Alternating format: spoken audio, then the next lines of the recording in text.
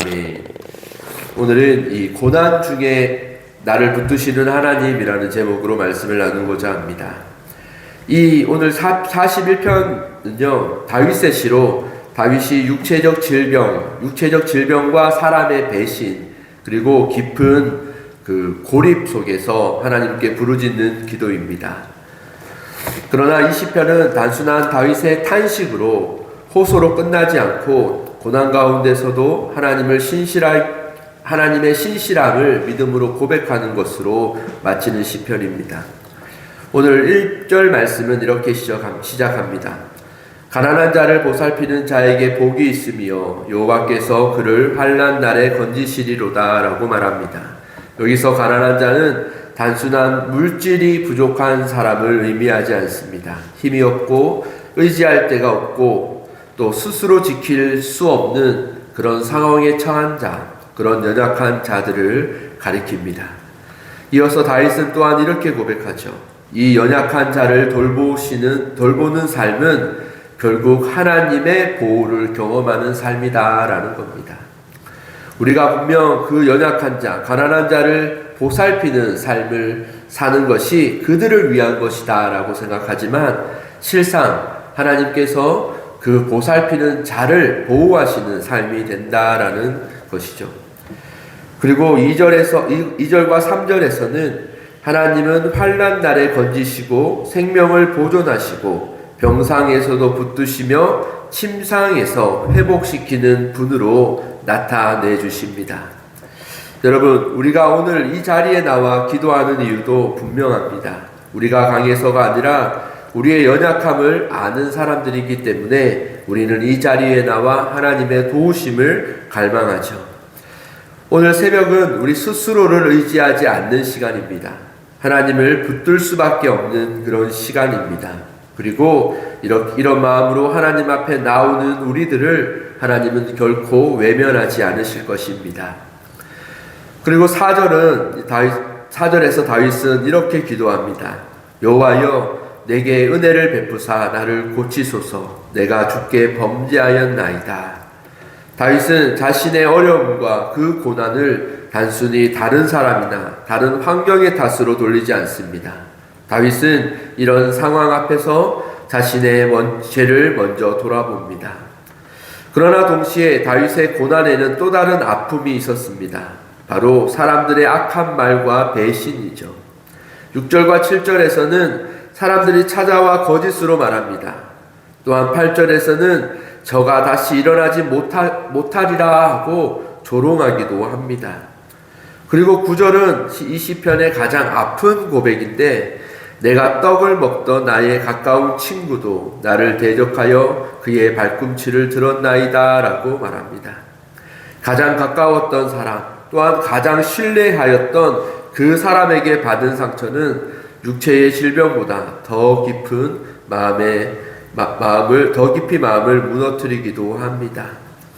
여러분, 오늘 새벽은 우리가 기도하는 가운데 말하지 못했던 그런 배신과 오해, 관계의 상처, 그리고 우리가 미처 말하지 못하는 그런 모든 아픔까지 하나님 앞에 내어놓는 그런 시간들이 되길 원합니다. 그러면 하나님께서는 그 기도를 들으시고 다윗의 고백처럼 그 탄식, 아픔의 기도에서만 머무르지 않고 하나님의 큰 위로로 하나님께서 하나님을 찬양함으로 다시 소성하고 회복시키는 그 은혜가 있을 줄 믿습니다. 하나님은 그것을 단순히 가볍게 여기지 않으십니다. 다윗이 이 탄식은 훗날 예수께서 겪으실 그 십자가에서의 그 조롱과 그 아픔을 예표하는 말씀으로 다윗의 고백이 사용되기도 합니다. 주님은 우리의 고통을 아시지만 훗날 이 고통을 통하여 하나님의 또 다른 계획과 뜻이 있음을 우리에게 보여주시는 그런 말씀이기도 합니다. 그리고 결국 하나님은 다시 우리를 회복시키시죠. 10절입니다. 여호와여 내게 은혜를 베푸사 나를 일으키소서. 다윗은 그 어려운 문제들, 그 아픔들이 있지만 자기의 시선을 그 문제와 아픔에 두지 아니하고 자기의 마음을 그 아픔에 모두 빼앗기지 아니하고 자기의 시선을 돌이켜 다시 하나님을 바라봅니다. 사람에게 등을 돌리지 않고 상황을 저주하지 않고 하나님께 다시 일으켜 달라라고 그렇게 기도합니다. 또한 11절에 원수가 나를 이기지 못하오니 이로 말미암아 주께서 나를 기뻐하시는 줄을 아나이다 라고 말하죠. 다윗은 아직 상황이 바뀌진 않았을지는 몰라도 다윗은 확신하며 기도합니다. 원수가 나를 이기지 못한다. 다윗이 확신할 수 있었던 이유는 자기의 시선을, 하나님께서 다윗의 시선을 하나님 본인에게로 돌려주셨기 때문입니다. 그리고 12절은 참 귀한 말씀으로 주께서 나를 온전한 중에 붙드시고 영원히 주 앞에 세우실 것이다 라고 말하죠.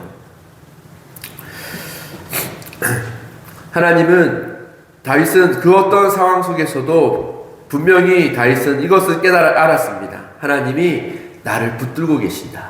이것은 하나님의 변하지 않는 약속입니다. 하나님은 예수 그리스도를 통하여 또한 예수께서 다시 승천하심을 통하여 하나님은 우리에게 임마누엘이라는 그 약속을 성취하셨습니다.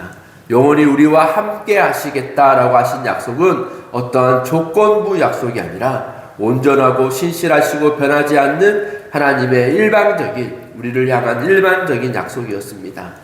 그렇게 우리도 다윗과처럼 담대하게 고백할 수 있어야 합니다. 하나님이 지금도 나와 함께 하시고 이제껏 나를 떠나신 적이 없으신 분이다 라는 것을 기억하며 살아가야 합니다. 끝으로 41편은 이렇게 끝을 맺습니다. 이스라엘의 하나님 여호와를 영원부터 영원까지 송축할지로다. 아멘 아멘.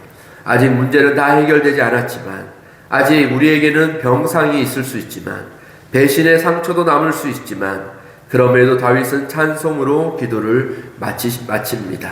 왜입니까? 하나님은 변하지 않는 분이기 때문이고 그 모든 상황보다 크신 분이기 때문입니다. 41편은 우리에게 이렇게 말합니다. 연약할 때에 하나님은 가장 가까이 계신다. 배신과 고난 속에서도 하나님은 나를 붙드시고 계시고 결국 하나님은 나를 다시 일으키실 것이다 라는 것을 말하죠. 오늘 새벽 우리 병상과 같은 자리에서, 우리의 무너진 마음의 자리에서 다윗처럼 이렇게 기도하길 원합니다. 여호와여 나를 붙들어 주소서, 나를 일으켜 주소서, 그리고 주의 신실함을 보게 하소서. 그 기도 위에 하나님이 함께 하시는 오늘을 경험하는 귀한 복된 날 되기를 소망합니다. 기도하겠습니다. 하나님 아버지 감사합니다. 오늘 다윗의 고백처럼 우리가 아픔에 있거나 연약함에 있거나 배신의 상처에 있거나 그 어떤 어려움에 있더라도 우리가 우리의 시선을 다시 하나님께로 돌리시는 그 은혜로 우리와 함께하여 주옵소서. 하나님이 우리와 함께 하신다라는 그 임마누엘의 약속을 신뢰하며 오늘 또 하나님을 신뢰하며 나아가게 하시고 이제 우리가 드릴 모든 기도와 간구를 하나님께서 들으시고 이루 말할 수 없는 그 탄식 또한 들으시며 우리가 미처 말하지 못하는 그 기도의 제목 또한 하나님께서 들으시고 다시 우리를 세우시고 일으켜 주시는 그 은혜가 있는 오늘 이 시간 되게 하여 주시옵소서. 예수님의 이름으로 기도드립니다. 아멘.